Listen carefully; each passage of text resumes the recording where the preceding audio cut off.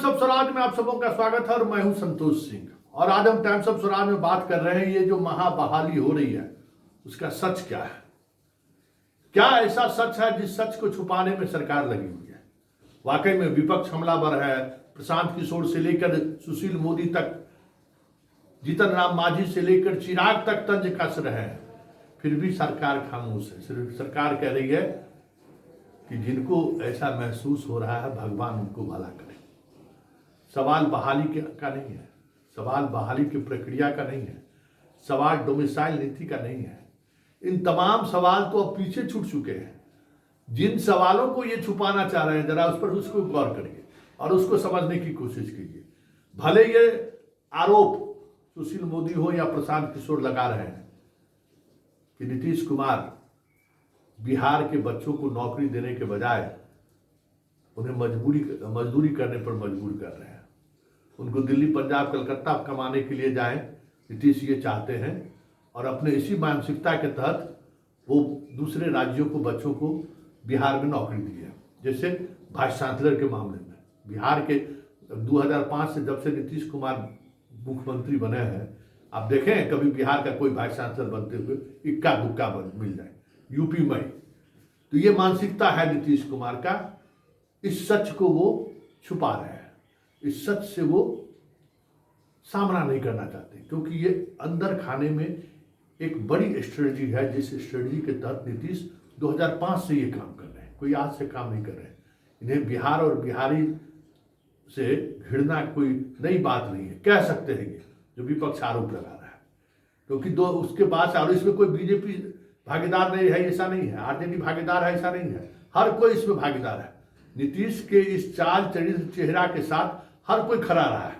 BJP के शासनकाल में जितनी बहालियां हुई हैं उस बहाली को भी अब लौट कर देख लीजिए। आरसीपी टैक्स क्या था? आरसीपी टैक्स यही था ना कि बाहर के स्टूडेंट को बिहार में मौका दिया गया और वो सारा टैक्स का कलेक्शन हुआ जो आरोप विपक्ष लगाते रही है। अगर उसकी जांच हो जाए तो बहुत सारा चीज पोल खुल जाएगा। लेकिन चलिए आज ये मौका नहीं है। लेकिन इस महाबहाली के पीछे का सच जरा जान लीजिए। क्या है सच? विपक्ष का आरोप, सत्ता पक्ष का जवाब, ये सारी चीजें हैं। वो आप कार्यक्रम के अंत में सुनेंगे कि किस तरीके से प्रशांत किशोर का क्या तंज रहा, सुशील मोदी का ट्वीट करके उन्होंने कहा है, और नीरज क्या आज कह रहे हैं। बहुत सारी चीजें इस बीच अपने तरीके से आए हैं। तेजस्वी भी बयान दे रहे हैं, तेजस्वी ने भी आज बयान दिया है।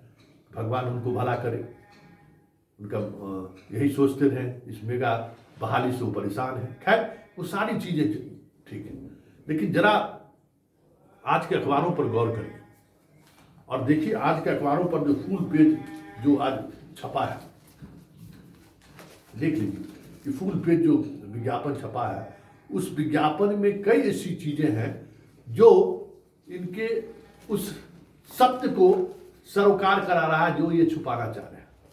जैसे ये क्या कह रहे हैं, देखिए अखबार में गौर करिए। ये कह रहे हैं कि 70,545 प्राथमिक शिक्षक हमने नियुक्त किया है। बहुत सही बात है।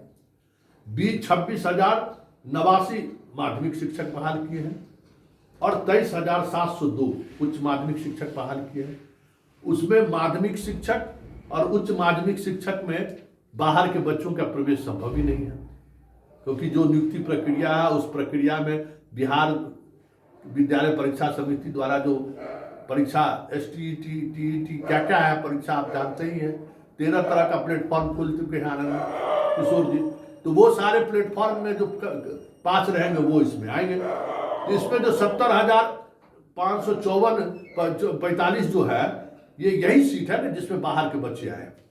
क्या कह रहे हैं ये कि 14 राज्य के बच्चे हमारे यहाँ आए हैं। इस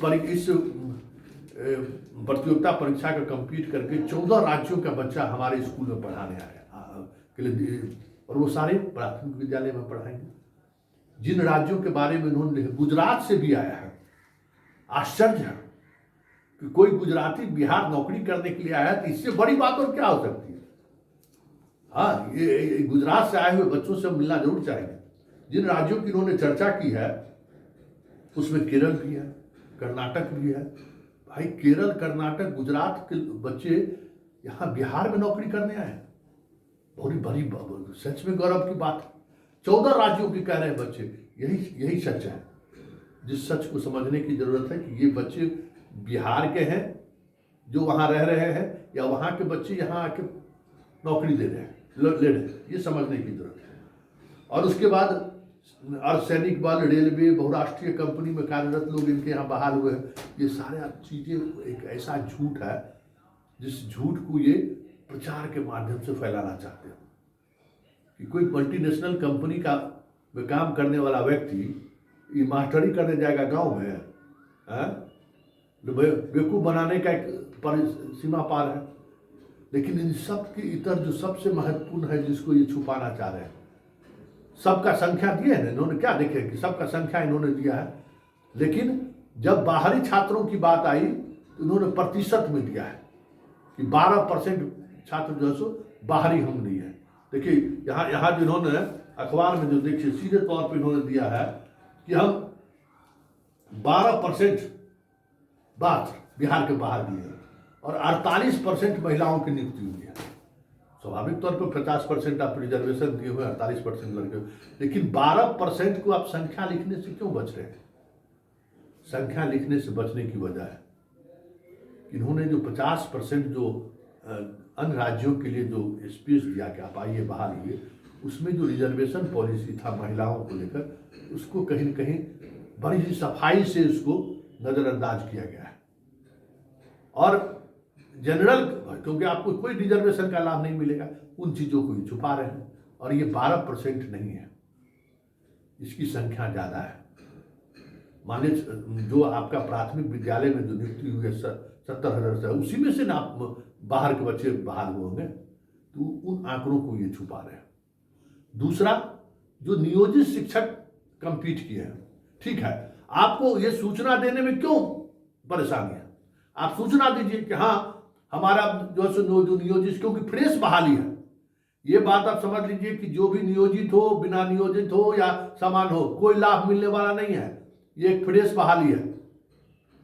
इसलिए सरकार को डंके के चोट पर कहनी चाहिए कि हमने जो बहाल किया है 1,20,000, उसमें 70,000 नियोजित है या 50,000 नियोजित है, क्या दिक्कत है? अरे नियोजित का मतलब गाड़ी इतना आप जॉब किए, वो पद खाली हो रहा है, फिर हम अलग से बहाल करेंगे।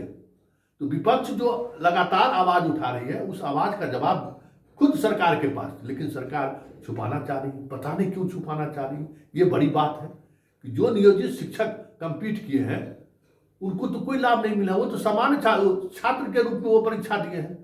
इतने दिनों तक उन्होंने नौकरी की है, आपको जानकारी दे दें, इतने दिनों तक जो 10 बरस 12 बरस से 2002 से भी जो नौकरी करके बीपीएससी कंपीट किए हैं, उनको न कोई वरीयता का लाभ मिलने वाला है, न उनको कोई वेतन का लाभ मिलने वाला है।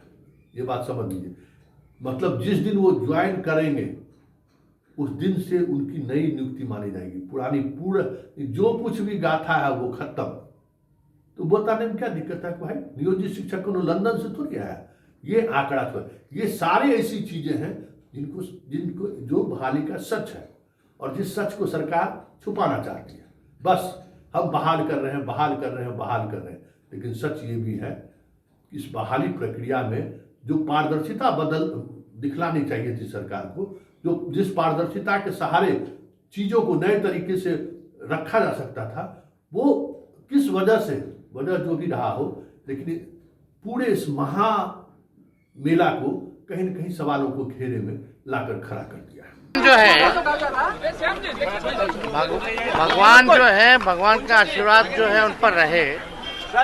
सही से जो है बीजेपी के लोग जो हैं उनको पता होना चाहिए कि कितनी 2 महीने के अंदर लोगों को नौकरियां मिली।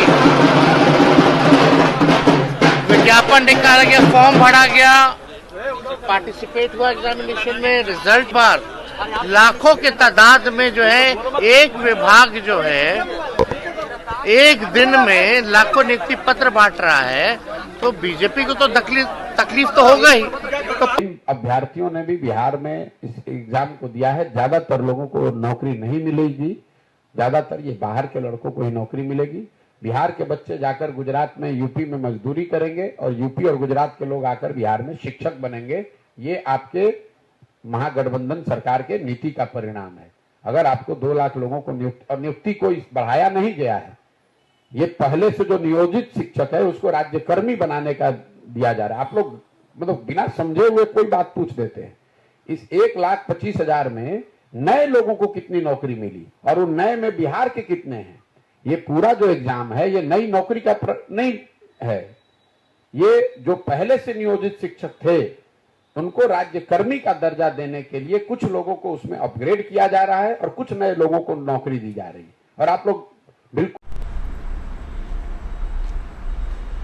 आज़ाद भारत के इतिहास में 2023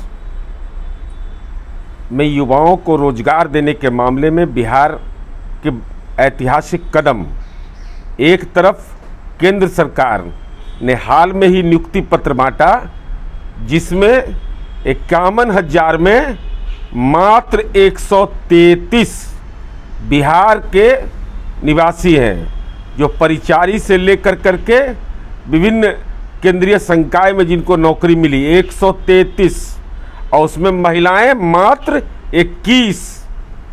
और दूसरी तरफ बिहार 1,20,336 शिक्षकों की बहाली, जिसमें 48% महिला शिक्षक, 57,854, और साथ ही साथ कुल उत्तीर्ण अभ्यर्थियों में से 88% बिहार से हैं और बिहार के बाहर मात्र 12%, जैसे केरल, कर्नाटक, गुजरात, दिल्ली, महाराष्ट्र, मध्य प्रदेश, उत्तराखंड, झारखंड, असम। तो ये महत्वपूर्ण विषय यह है कि शिक्षा का अधिकार का जब हनन हो रहा हो, ऐसी स्थिति में छात्र शिक्षक अनुपात सुधरकर राष्ट्रीय औसत के करीब पहुंच जाएगा तो बिहार ने एक ऐतिहासिक आज दिन है बिहार के लिए और ऐतिहासिक सुनहरे पल होंगे वह।